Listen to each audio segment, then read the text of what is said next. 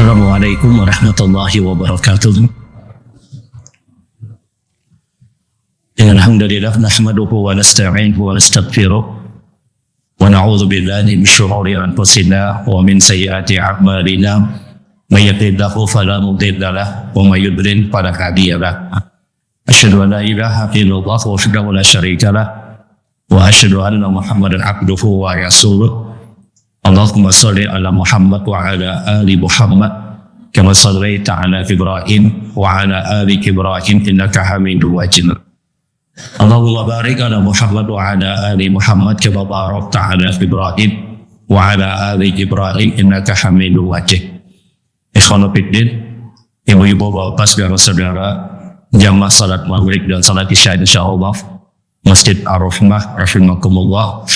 Alhamdulillah, bersama-sama kita bersyukur kepada Allah Subhanahu wa taala masih diberikan nikmat sehat, nikmat kesempatan, dimudahkan, dilapangkan untuk menjalankan kewajiban kita sebagai seorang muslim, ibadah salat maghrib berjamaah, duduk hadir pada majelis ilmu. Mudah-mudahan ketaatan yang kita kerjakan adalah bagian dari ketaatan yang diterima oleh Allah Subhanahu wa taala.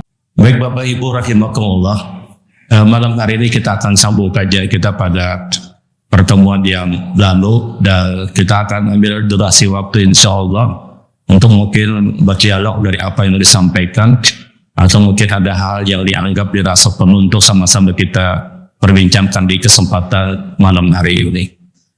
Pada kesempatan yang lalu kita sudah membahas tentang sunnah yang sangat diperintahkan ketika kita berada di dalam masjid. Dan kita sudah membahas tentang bagaimana kuatnya perintah salat sunat tahiyatul masjid.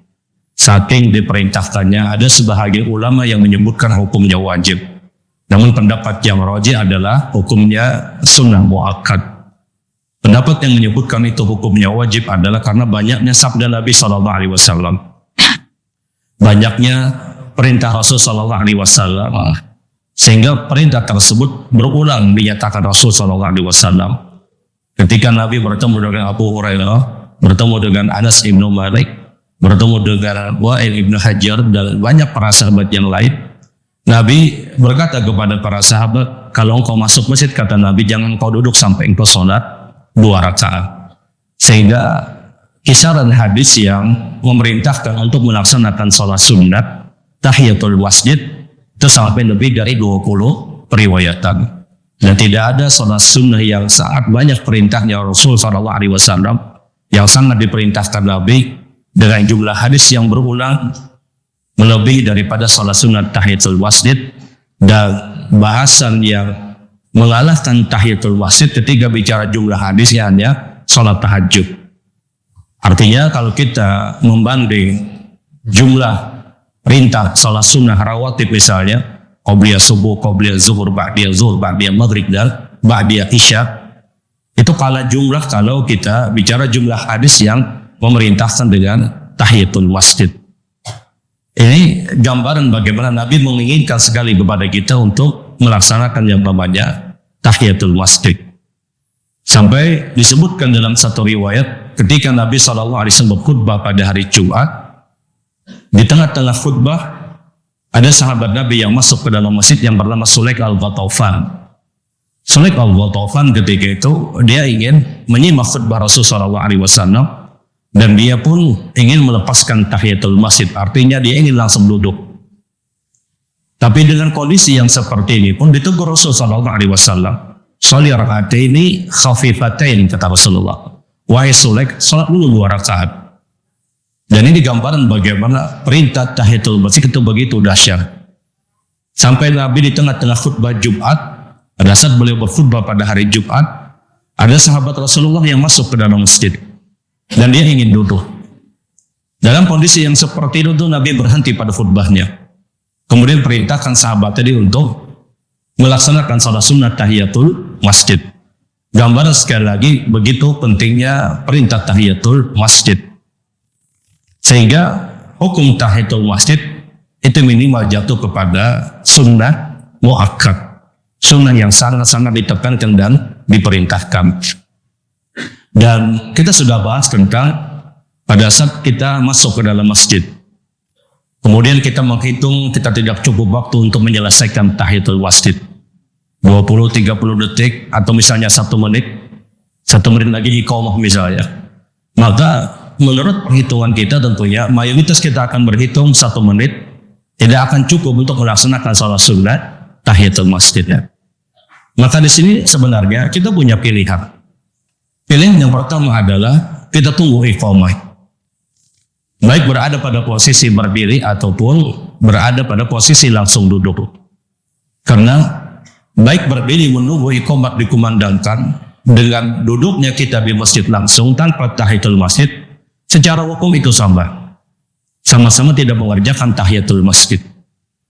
Jangan kita menganggap bahwasanya orang yang berdiri menunggu detik-detik iqamat dikumandangkan itu lebih afdal dibandingkan ada orang yang masuk ke dalam masjid kemudian dia langsung duduk. Dia menunggu iqamat dikumandangkan pada posisi berdiri dengan kita menunggu iqamat langsung pada posisi duduk secara hukum sama. Sama-sama tidak tahiyatul masjid. Berdirinya kita menunggu iqamat dikumandangkan itu bukan diartikan kita melaksanakan tahiyatul masjid, tidak. Secara hukum sama-sama tidak melaksanakan tahiyatul masjid. Perbedaannya adalah orang yang berdiri menunggu iqamat dikumandangkan, secara hukum tahiyatul masjid masih berlaku bagi dia karena dia belum duduk. Tapi faktanya dia tidak melaksanakan tahiyatul masjid. Perbedaan yang kedua adalah orang yang berdiri menunggu iqamat dikumandangkan pada posisi berdiri. Sebelum iqamat dikumandangkan, dia berdiri. Orang-orang yang berdiri menunggu iqamat dikumandangkan, mereka hanya diperkenankan berdiri pada posisi yang di belakang, bukan maju ke depan. Karena kalau maju ke depan menyusun shaf, makanya dilarang Rasulullah SAW. Sebagaimana ketika Nabi SAW pernah terlambat melaksanakan sholat, dan sahabat ketiga itu sudah berdiri menyusun shaf. Maka kata Rasulullah SAW, "Fala taqumu hatta tarawni." Wahai para sahabatku, kata Nabi, jangan kau berdiri sampai engkau melihat aku. Dan ketika itu Nabi melarang sahabat untuk berdiri lebih dulu sebelum Nabi masuk ke tempat imam untuk memimpin salat berjamaah. Nah, adapun orang yang masuk masjid kemudian tahu-tahu dia langsung duduk misalnya, dia ambil shaf yang pertama, apakah boleh? Boleh. Sehingga ini hanya kembali kepada kita. Kita masuk masjid, menunggu iqamat dikumandangkan, posisi berdiri ataupun posisi duduk itu sama. Posisi berdiri ataupun posisi duduk itu sama. Nah, berbeda kalau seandainya ada orang yang masuk masjid, dia tahu tinggal 20-30 detik. Dia tahu tinggal 1 menit misalnya. Maka dia takbiratul ihram untuk melaksanakan salat sunat tahiyatul masjid. Apakah diperbolehkan? Diperbolehkan. Maka ketika iqamat dikumandangkan, di tengah dia melaksanakan salat sunat tahiyatul masjid, maka dia punya pilihan. Pilihan yang pertama, dia batalkan salatnya. Sebagaimana pendapat Imam Ahmad ibn Hanbal bersumberkan dari hadis yang diriwayatkan oleh Imam Bukhari, "Idza uqimatus salatu fala salata illa maktubah." Ketika iqamat dikumandangkan, tidak ada lagi salat, kata Nabi. Yang ada itu hanya salat wajib, tidak ada lagi salat sunnah.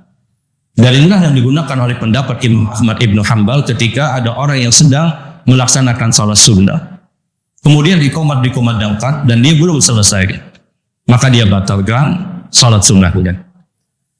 Pendapat kedua, dia teruskan salatnya, dan ini pendapat dari mazhab Syafi'iyah, berdalil dengan pernyataan firman Allah, "Ya ayyuhalladzina amanu la tubtilu a'malakum."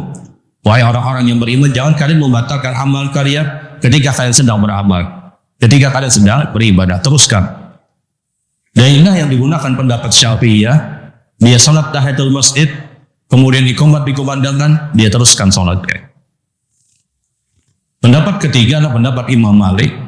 Beliau menyebutkan, kalau seandainya orang tersebut baru di rakaat yang pertama, kemudian iqamat dikumandangkan, maka dia batalkan salat sunnahnya.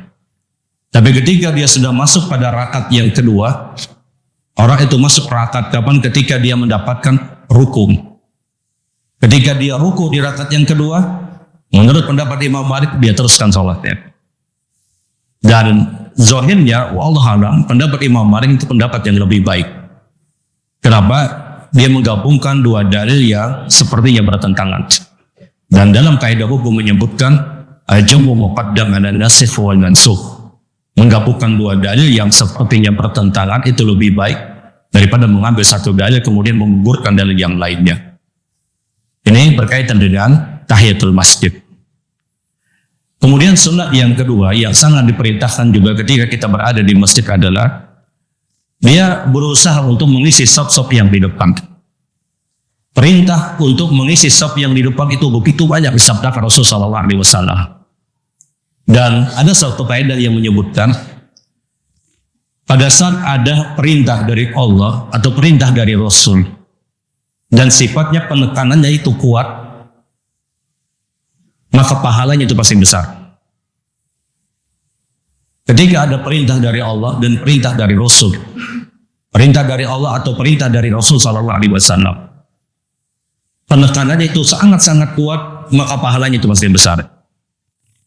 Terlebih ketika perintah tersebut penekanannya kuat, kemudian jarang dilakukan oleh orang, maka pahalanya itu pasti besar. Dan di antara penekanan yang sangat diperintahkan pada saat kita masuk ke dalam masjid adalah kita diperintahkan langsung untuk mengisi saf-saf yang di depan. Maka di antara keutamaan orang-orang yang berada di saf-saf yang di depan, innallaha wa malaikatahu yusholluna 'ala shaffil awwal. Sesungguhnya kata Nabi, Allah dan para malaikatnya bersalawat kepada orang-orang yang berada di saf yang pertama. Sahabat itu pernah bertanya, "Ya Rasulullah, as-sami, bagaimana saf yang kedua?" Kata Nabi, "Tidak, di saf yang pertama saja." Kemudian sahabat tanya lagi, "At-tsani, bagaimana saf yang kedua?" Tidak, kata Nabi, di saf yang pertama saja. Sampai 3 kali sahabat itu berulang, "At-tsani ya Rasul, bagaimana saf yang kedua?" Maka baru Nabi menyebutkan di saf yang kedua juga mendapatkan salawat dari Allah dan para malaikat. Dan ini gambaran bagaimana besarnya keutamaan orang-orang yang berada di saf yang pertama. Sampai Rasul SAW menyebutkan, "Lau ya'lamu ma fi nidai as-safil awwal summa lam yajidu illa yasta." Kalaulah seandainya kata Rasulullah, kalian tahu keutamaan orang yang mengumandangkan azan dan keutamaan berada di saf-saf yang pertama, dan kalian tidak mendapatkannya kecuali dalam kondisi kalian harus mengundinya karena berebut, maka niscaya kalian akan berebut untuk mengundinya, kata Rasulullah SAW. Dan mengisi saf yang di depan atau menyempurnakan saf, di antara keutamanya disabdakan Rasulullah SAW, "Man faraja shafan banallahu lahu baitan fil jannah." Siapapun, kata Nabi, yang mengisi saf-saf yang kosong secara umum, baik yang saf kedua, saf ketiga atau saf yang berikutnya, dia isi saf-saf yang kosong, kata Nabi, "Banallahu lahu baitan fil jannah." Dibangunkan baginya istana di surga. Yang para ulama menyebutkan ini amalan yang paling mudah untuk mendapatkan istana di surga itu adalah dia berjalan mengisi saf yang kosong. Dia berjalan mengisi saf yang kosong. Ini amalan yang termudah untuk mendapatkan istana di surga. Kita punya berapa durasi detik saja untuk mengisi saf yang kosong. Kadang sampai semenit, hanya beberapa detik kita berjalan. Orang ini dicatatkan pahala, disiapkan istana di surga. Bagaimana tidak kita katakan, kata para ulama, ini amalan yang termudah untuk mendapatkan istana di surga. Ada beberapa amalan yang kita disiapkan istana di surga. Di antaranya adalah salat sunnah rawatib. Itu pahalanya di antaranya kan dibangunkan istana di surga. Membaca surat Al-Ikhlas 10 kali, Qul huwallahu ahad, dan baca surat Al-Ikhlas 10 kali. Di antara keutamanya, kata Nabi, dicatatkan orang tersebut akan mendapatkan istana di surga. Al-Ikhlas, Qul huwallahu ahad, dia baca sampai 10 kali. Dan sehari kita mungkin bisa sekian ratus untuk membaca surat Al-Ikhlas. Dia baca Qul huwallahu ahad terus, dia ulang sampai 10 kali, kata Rasulullah. Kita tahu bagaimana besarnya keutamaan surat Al-Ikhlas. 3 kali dia baca, seakan-akan dia membaca Al-Quran. Kalau dia sampai 10 kali, dia mendapatkan keutamaan sebagaimana yang disebutkan, plus dia mendapatkan keutamaan dibangunkan istana di surga. Dia baca surat Al-Ikhlas. Mungkin dia ambil waktu 10 menit, 15 menit misalnya, atau bahkan hanya 10 menit, dia selesaikan Al-Ikhlas misalnya. Maka orang ini pasti disiapkan untuk mendapatkan tempat istana di surga. Amalan ria. Dari semua amalan-amalan yang ringan ini, yang untuk mendapatkan istana di sorga dari adalah orang yang mengisi saf yang kosong, sehingga kata para ulama tidak ada amalan yang paling ringan untuk mendapatkan istana di sorga melebihi daripada orang yang mengisi saf yang kosong. Dan itu didapatkan dari rumah Allah Subhanahu wa Ta'ala. Bagaimana di dalam rumah Allah mudahnya orang tersebut mendapatkan pahala. Bagaimana ketika dia mengisi saf yang kosong, dia mendapatkan pahala dibangunkan istana di surga. Kemudian perkara yang terlarang, yang sangat terlarang ketika kita berada di dalam masjid. Yang pertama tentunya, kita dilarang ketika masuk ke dalam masjid, kita dapatkan orang sedang melaksanakan sholat berjamaah, kemudian kita bikin jamaah yang baru. Taruh misalnya ada orang-orang mukim sedang melaksanakan sholat, kemudian kita musafir. Masuklah kita ke dalam masjid tadi atau ke musola tadi misalnya. Orang-orang mungkin sedang melaksanakan sholat, kemudian kita bikin jamaah yang baru. Maka ini terlarang. La taqumu jama'atan fi makanin wahid. Jangan kau bikin dua jamaah, kata Nabi, di satu tempat.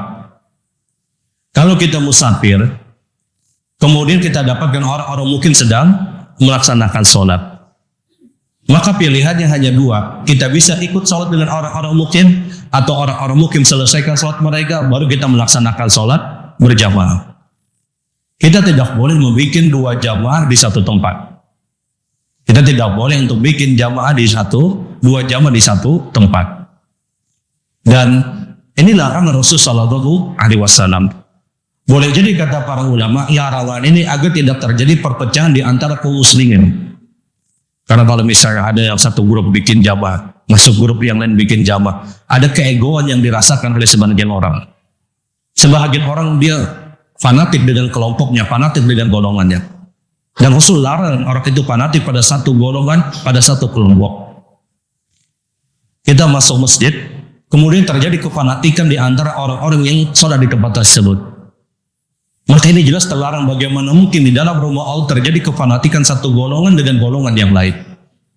Sehingga dilarang Rasul Sallallahu Alaihi Wasallam. Kalau kita musafir, kita masuk ke dalam masjid, kemudian kita dapatkan orang mukim sedang melaksanakan sholat, pilihan kita hanya dua. Kita ikut dengan orang-orang mukim, atau mereka selesaikan dulu sholat, baru kita mengerjakan sholat berjamaah. Membikin dua jamaah, ini dilarang Rasul Sallallahu Alaihi Wasallam. Wallahu alam hikmahnya, boleh jadi kata para ulama, hikmahnya adalah agar tidak terjadi gesekan perasaan di antara muslim dengan kelompok muslim yang lain. Dan zahirnya itu akan terjadi. Zahirnya itu akan terjadi. Belum lagi kefanatikan sebahagian orang. Belum lagi kefanatikan pada satu golongan. Maka dilarang Rasul Sallallahu Alaihi Wasallam. Kemudian pelarangan yang selanjutnya ketika kita berada di dalam masjid adalah, kalau kita sudah berniat ingin mengerjakan sholat, kemudian kita masuk ke dalam masjid tadi, tahu-tahu kita keluar dari masjid tadi tanpa ada sebab yang syar'i, maka ini dilarang. Sebagaimana ada salah satu sahabat masuk ke dalam masjid, tahu-tahu dia keluar, maka kata Rasul, faqad asa Abul Qasim, orang tersebut telah bermaksiat kepada Rasul Sallallahu Alaihi Wasallam.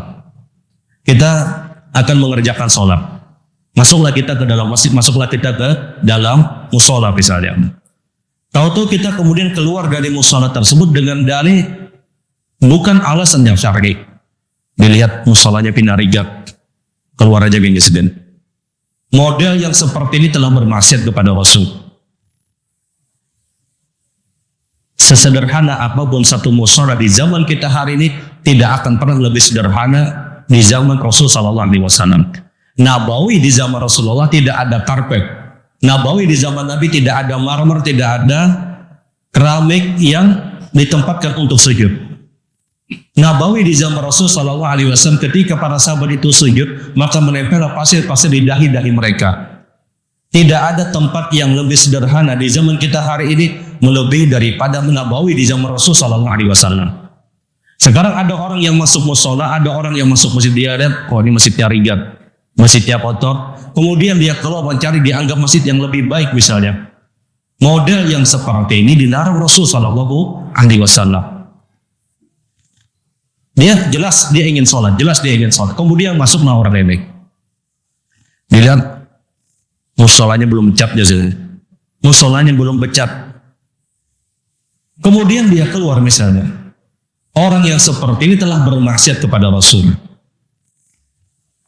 Baik masjid ataupun musola, ini satu tempat yang sudah diwakafkan dan itu rumah Allah.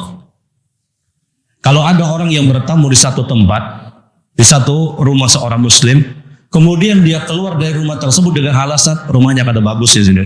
Bagaimana perasaan orang ini? Sekarang kita berada di rumah Allah Subhanahu wa taala. Sehingga wajar Rasul itu menyebutkan orang itu bermaksiat kepada Nabi Shallallahu Alaihi Wasallam. Ada orang masuk masjid, dia ingin salat misalnya, kemudian dia lihat, wah ini masjid mimbarnya beda dengan mimbar kita. Keluarlah dia karena disebabkan melihat mimbar yang berbeda dengan mimbar yang biasa dia dapatkan. Orang ini bermaksiat kepada Rasul. Berbeda kalau alasannya syar'i. Mohon maaf, masuklah dia ke dalam masjid, tahu-tahu di dalam masjid ada kuburan-kuburan misalnya. Maka kondisi yang seperti ini orang ini harus keluar. Karena makruh hukumnya kata para ulama. Tapi di luar dari alasan-alasan yang syar'i maka tidak dibenarkan.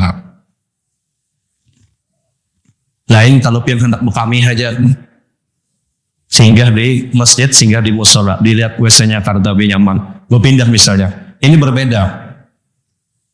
Makami kalau hendak sembahyang itu berbeda.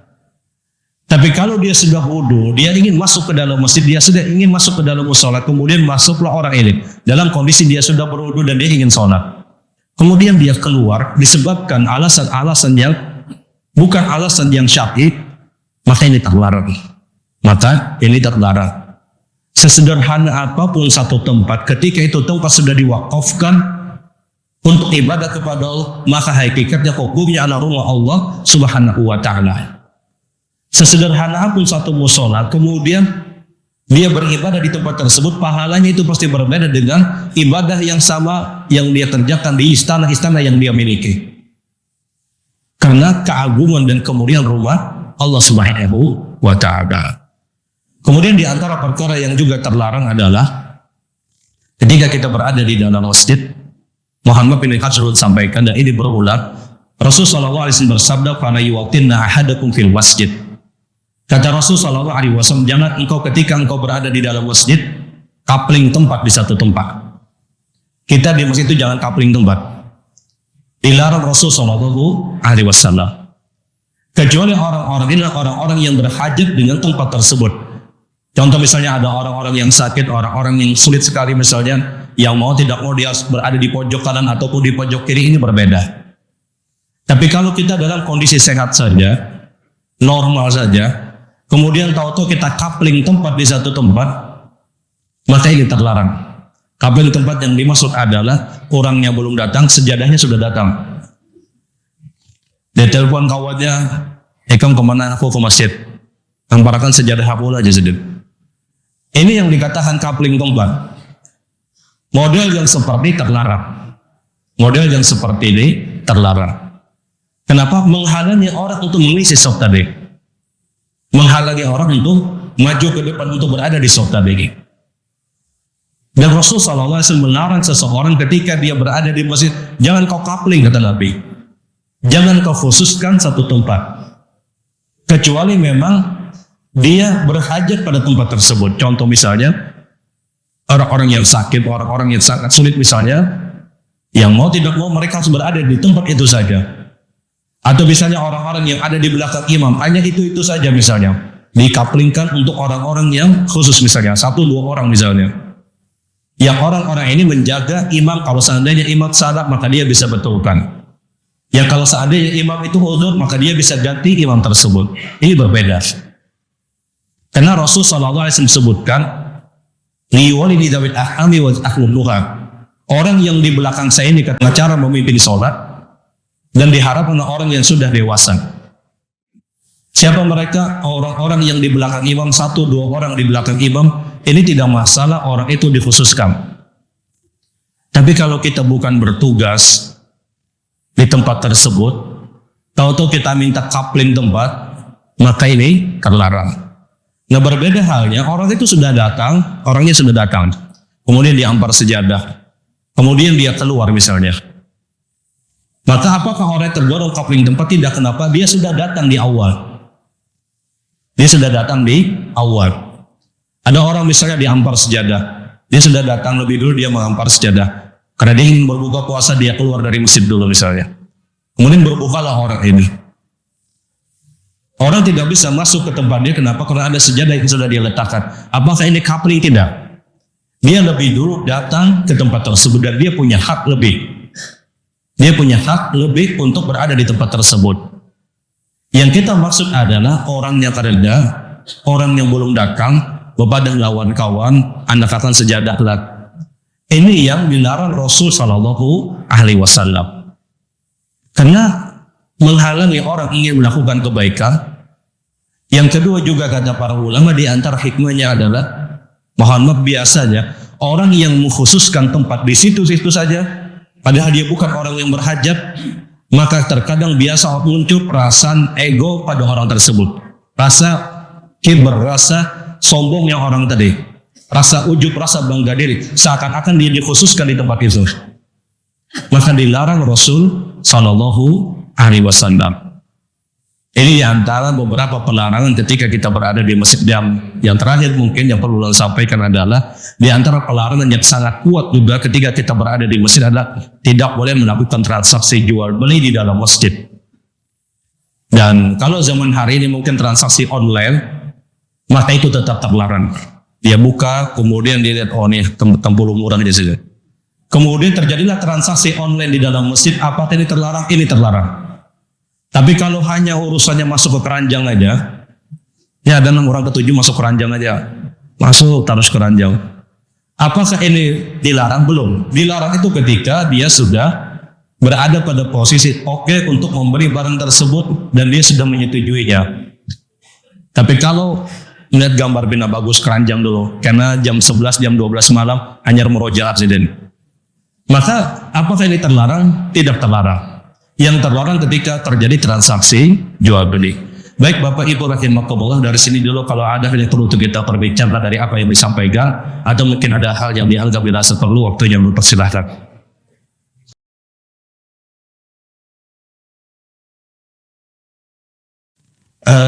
Yang pertama adalah ketika kita bersafar kemudian kita tiba di satu masjid dan orang-orang mungkin sudah melaksanakan sholat. Kemudian kita melaksanakan sholat berjamaah bersama kelompok orang-orang musafir. Kebetulan ternyata mungkin suara imam mungkin tidak terdengar, dan apa yang harus kita lakukan? Apakah sholat yang sah? Sholat berjamaah itu dikatakan sah dan bisa dikatakan berjamaah adalah pertama, orang tersebut mendengar suara imam. Yang kedua, dia melihat imam. Yang ketiga, dia bersama dengan jamaah yang lain dengan saf yang tidak terputus. Ketika memenuhi beberapa syarat-syarat ini, maka sholat berjamaahnya dikatakan sah. Ada orang yang tidak melihat imam tapi dia mendengar, sholatnya tetap dikatakan sah. Ada orang sebagaimana yang disebutkan tadi, imamnya seikungan melihat aja, tapi kadang-kadang suaranya. Maka apakah sah? Tetap dihukumi sah. Kenapa? Karena dia berada tetap di satu kelompok tadi.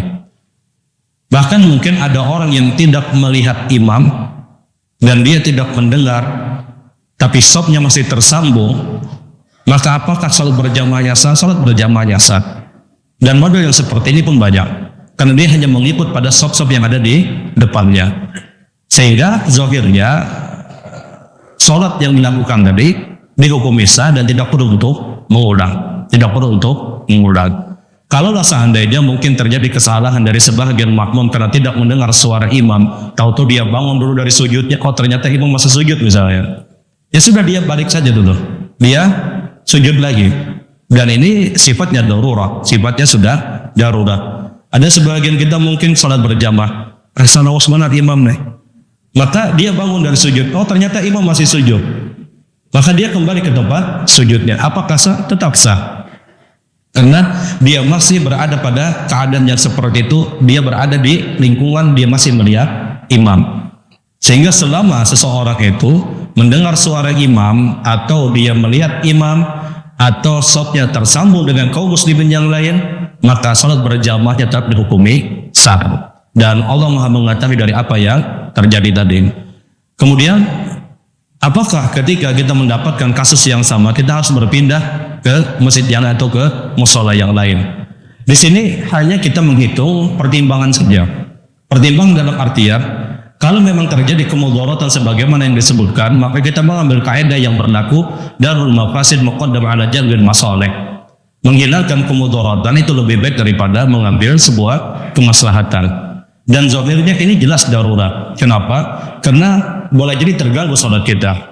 Berbeda hukumnya sebagaimana yang disampaikan keadaan masjidnya. Berbeda hukumnya keadaan masjidnya. Masjidnya kotor, masjidnya mungkin tidak terawat dan yang lainnya. Tahu-tahu kita keluar, maka ini jelas mendapatkan ancaman. Tapi ketika kita masuk ke dalam masjid tadi, memudaratkan ibadah salat kita, maka berlaku kaidah darul mafasid wa qaddam ala jalbil masalih. Menghilangkan kemudaratan itu lebih baik daripada mengambil kemaslahatan. Apa kemudaratannya? Boleh jadi salat kita akan terganggu. Maka ini kemudaratan, beralihlah orang tersebut ke tempat yang lainnya. Kenapa? Karena akan mengakibatkan salat dia. Makanya ulama menyebutkan ketika kita masuk masjid, kemudian mohon maaf di masjid tersebut jelas-jelas ada beberapa kubur misalnya. Bukankah ini kemudaratan kepada salat kita? Maka ini alasan yang syar'i untuk kita keluar dari tempat tersebut, mencari tempat yang lebih layak untuk kita melaksanakan salat. Tapi kalau tidak terjadi kemudaratan pada salat kita, maka kita tidak boleh untuk keluar dari tempat tersebut. Dan zahirnya ini terjadi kemudaratan. Misal pian bersafar dan pian ingat betul bahwa ini masjid yang semalam. Dan kita masuk di situ ketika salat terganggu misalnya salat kita, maka dia menghindari. Jadi sekali lagi ketika memang memudaratkan salat kita, maka kita berpindah dan itu udzur syar'i. Tapi musola atau masjid yang mungkin tidak terawat dan yang lainnya itu tidak memudaratkan salat kita. Tidak memudaratkan salat kita, dan ini perlu dipisahkan apakah terjadi kemudaratan dari ibadah kita atau tidak, wallahu a'lam. Baik, pertanyaan yang selanjutnya adalah ketika kita berada di shaf yang sebelah kanan, apakah dia lebih afdal? Umumnya shaf di sebelah kanan itu lebih afdal kapan? Kalau posisi imam itu sudah di tengah. Bagaimana cara membuat shaf di dalam salat berjamaah? Pertama kaidahnya adalah awsatul imam, jadikan imam di tengah. Makanya tidaklah satu masjid dan satu musola dibangun oleh kaum muslimin kecuali tempat imam itu pasti di tengah seperti ini. Kita tidak pernah mendapatkan ada musola, ada masjid dibangun oleh kaum muslimin tahu-tahu imamnya ditaruh di pojokan misalnya, pojok kanan atau pojok kiri. Kenapa? Karena semua orang tahu imam itu harus di tengah. Maka berlaku kaidah shaf itu yang pertama dibikin menjadikan imam di tengah. Kalau imam sudah berada pada posisi di tengah, kita yang datang barulah kita berada di sebelah kanan. Maka berlakulah hadis Rasulullah bahwasanya Allah dan malaikat juga bersalawat kepada orang-orang yang berada di shaf sebelah kanan. Artinya shaf di sebelah kanan itu dianjurkan kapan? Kalau posisi imam sudah di tengah. Kita masuk masjid ternyata banyak kaum muslimin yang sudah berdiri di sebelah kanan, maka kita mengambil posisi berada di sebelah kiri agar apa? Menjadikan posisi imam itu di tengah. Tapi kalau sudah sama-sama kanan dan kiri itu seimbang, maka berlakulah hadis Rasulullah bahwasanya shaf di sebelah kanan itu mendapatkan salawat dari Allah dan juga para malaikat. Dan tentunya shaf di sebelah kanan itu lebih dicintai. Kapan? Kalau sudah menjadikan imam berada pada posisi yang di tengah. Wallahu a'lam. Baik, pertanyaan yang selanjutnya, ayat Al-Quran yang disilahkan antumuna alauna itu adalah orang yang ditinggikan oleh Allah. Wallahu alam, kita tidak masuk pada perkara politik dan yang lainnya. Namun zahir ayat ini adalah mengangkat derajat kaum mukminin. Bahwasanya kaum mukminin ketika mereka beriman dengan iman yang benar, maka mereka pasti ditinggikan derajatnya oleh Allah Subhanahu wa taala.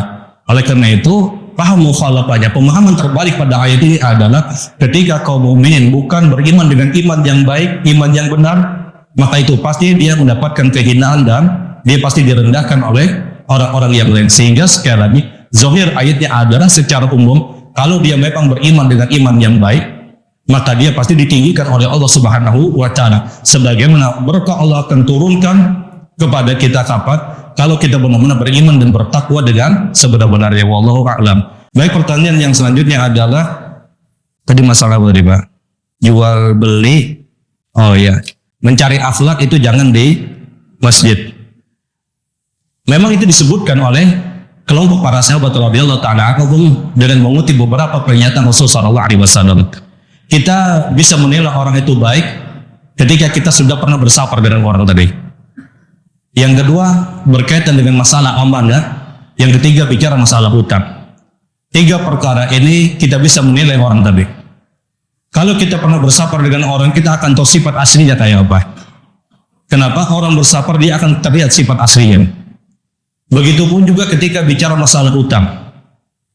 Masalah hutang ini juga bisa kita nilai apakah orang itu baik atau tidak. Dia berhutang dengan kita misalnya, kemudian dia berjanji tanggal sekian. Tahu-tahu dia tidak menepati janjinya, maka kita sudah nilai orang ini bukan orang yang baik. Kemudian juga masalah amanah yang dititipkan. Kalau dia bukan orang yang amanah, maka tentunya orang bukan orang yang baik. Dan zahirnya ketika ada pernyataan sebahagian orang yang menyatakan jangan cari akhlak di masjid, memang zahirnya orang di masjid itu baik semuanya. Orang yang masuk masjid, zahirnya mereka adalah orang-orang yang beribadah. Oleh karena itu di antara kaidah yang menyebutkan bahwa kita bisa nilai orang ini adalah pertama, apakah kita pernah bersabar atau tidak.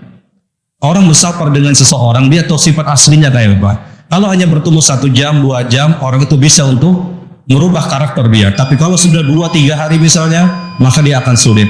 Begitupun juga masalah hutang. Masalah hutang ini adalah masalah yang dijadikan tolak ukur oleh Rasul Sallallahu Alaihi Wasallam.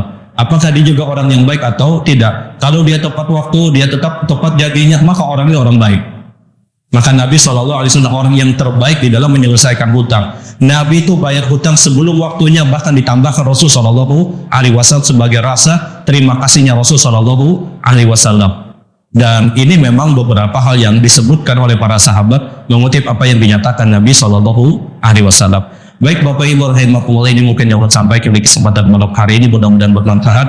Kita akhiri dengan kafaratul majlis. Subhanallah wa bihamdika asyhadu an la ilaha illa anta astaghfiruka wa atubu ilaik. Assalamualaikum warahmatullahi wabarakatuh.